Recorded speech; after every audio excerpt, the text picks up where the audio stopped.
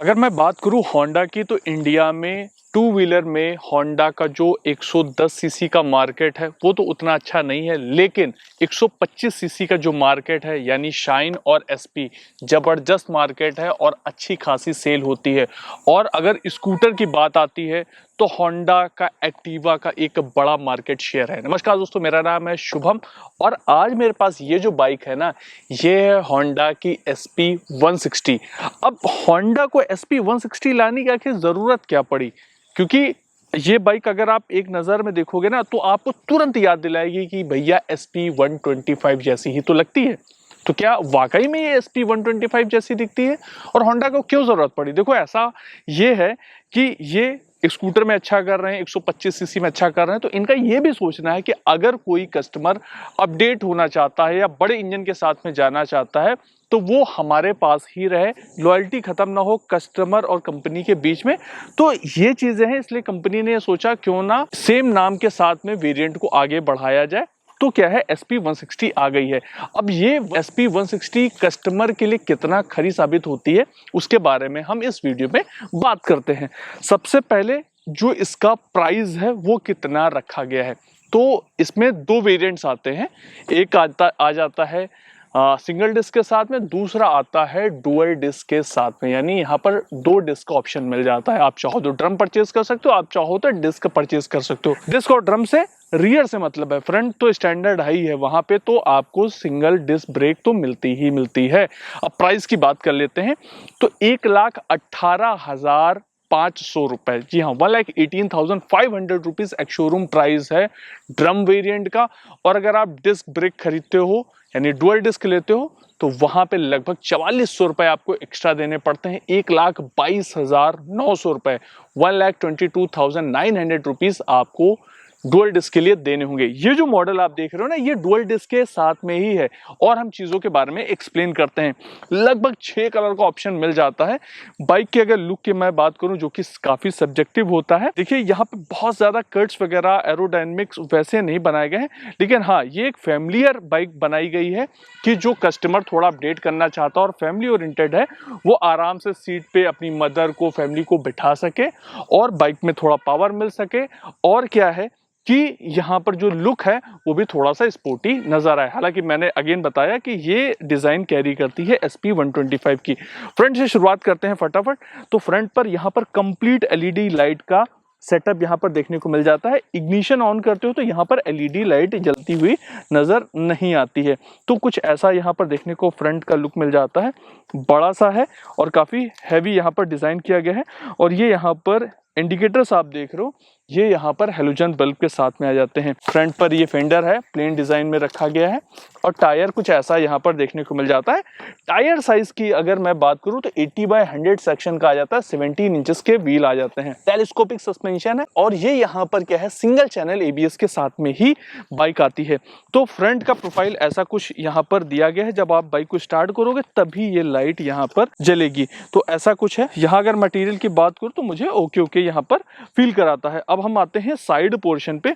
तो यहाँ पर फ्यूल टैंक आप देखोगे ना, मस्कुलर फ्यूल टैंक यहाँ पर मिल जाता है, 12 लीटर का है। साइड में ये जो कॉवल दिए गए हैं ना, जिससे क्या है बाइक और भी खूबसूरत हो जाती है।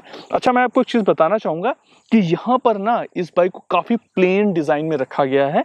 बीच में स्टिकर्स दिए गए, जैसे यहाँ पर देखिए SP की बैजिंग है, 3D में है। इधर 160 नॉर्मल ग्राफिक्स यूज किए गए हैं। लेकिन यहाँ पर जो इसका ये नॉर्मल प्लेन डिजाइन है ना, जिसकी वजह से क्या है कि बाइक और भी अट्रैक्टिव नजर आती है। हल्के से यहाँ पर शेड्स ये यूज किए गए हैं और ये यहाँ पर होंडा की बैजिंग आ जाती है, जिससे क्या है ये बाइक और भी हाईलाइट करती है। वहीं नीचे की तरफ में यहाँ पर बाइक और एग्रेसिव नजर है। तो यहाँ पर ये इंजन कॉइल दिए गए हैं। अच्छी चीज ये है कि ये यहाँ पर मेटल के दिए गए हैं, इससे क्या है कॉस्ट कटिंग नहीं की गई है। अब बात करते हैं सीट की। तो सीट यहाँ पर कुछ ऐसी डिजाइन की गई है।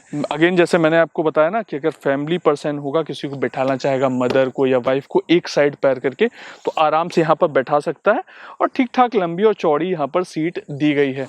आराम से दोनों पैर मेरे लग जाते हैं।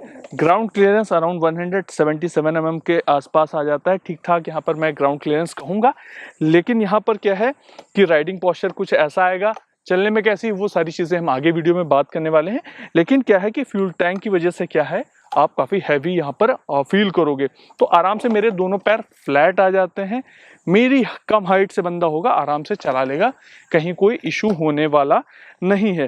अच्छा, जो यहाँ पर क्या है कि इसका ग्रैब रेल भी आप देखोगे ना, वो काफ़ी अच्छे से यहाँ पर डिज़ाइन किया गया है। रियर से अगर आप इस बाइक को देखते हो तो अक्सर हम जो SP 125 के साथ में कहते थे ना, बहुत पतला टायर है, बहुत पतला टायर है, लेकिन यहाँ पर इसकी प्रोफाइल ना काफ़ी चौड़ी रखी गई है। 130/70 सेक्शन का आ जाता है, 17 इंचेस के यहाँ पर व्हील आ जाते हैं, जिससे क्या है ना, बैक से देखने में बाइक अच्छी नज़र आती है। अब हम इस साइड में आ जाते हैं और यहाँ पर जो साइलेंसर है उसने मुझे निराश किया है। यहाँ पर क्यों निराश किया है? इसकी डिज़ाइन। यहाँ पर आप देख रहे हो, जैसे नॉर्मल आपको जो 110-125 सीसी में बाइक में जैसा साइलेंसर देखने को मिलता है वैसा कुछ दिया गया है। यहाँ थोड़ा सा बेहतर किया जा सकता था, थोड़ा सा स्पोर्टी डिज़ाइन किया जा सकता था। चलिए एक बार आपको मैं एग्जॉस्ट नोट भी करा देता हूँ। और यहाँ पर क्या है, सेल्फ और किक स्टार्ट दोनों ही मिल जाता है।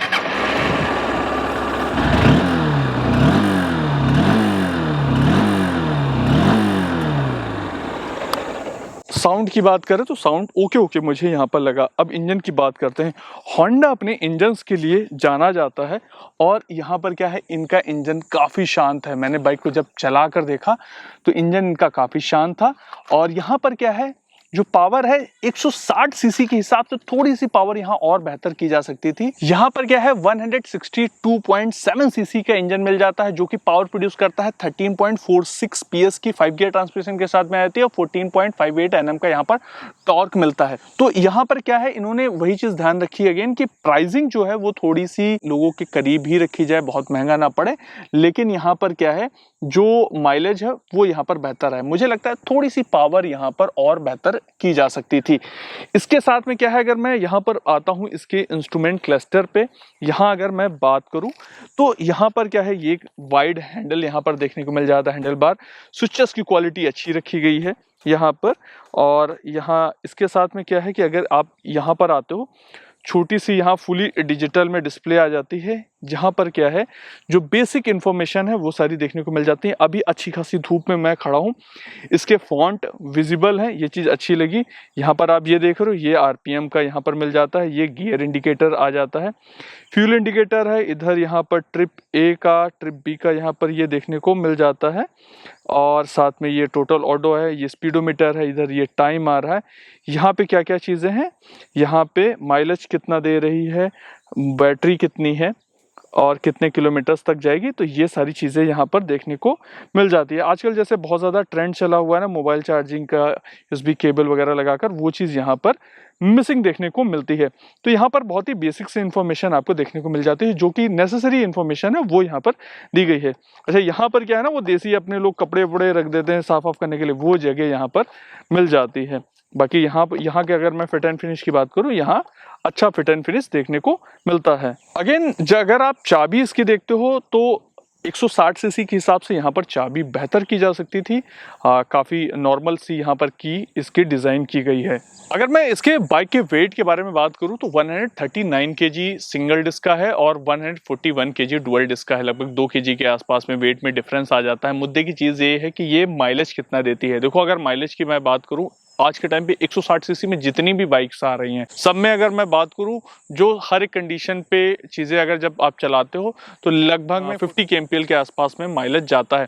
कई बार क्या है, कुछ ऐसी सिचुएशन होती है जहां पर क्या अच्छी रोड्स होते हैं तो वहां पर 55, 58 तक भी लोग 160 सीसी में निकाल लेते हैं। लेकिन ये अनयूजुअल है, ऐसा होता नहीं है। ज़्यादातर जो ऑन एवरेज आता है माइलेज वो है 45 to 50 kmpl के आसपास में।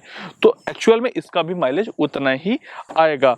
अब बारी थी होंडा की SP 160 को चलाने की। जैसा कि मुझे पहले फील हो रहा था कि इसमें पावर अंडर पावर है, वैसे ही मुझे चलाते वक्त भी फील हुई। लेकिन अच्छी चीज़ ये थी कि इसको ट्रैफिक में कंट्रोल कर पाना, बैलेंस कर पाना काफ़ी आसान है, क्योंकि काफ़ी लाइटर वेट मिलता है और चलाते वक्त भी काफ़ी ये हल्की फील कराती है, मतलब पॉजिटिव सेंस में।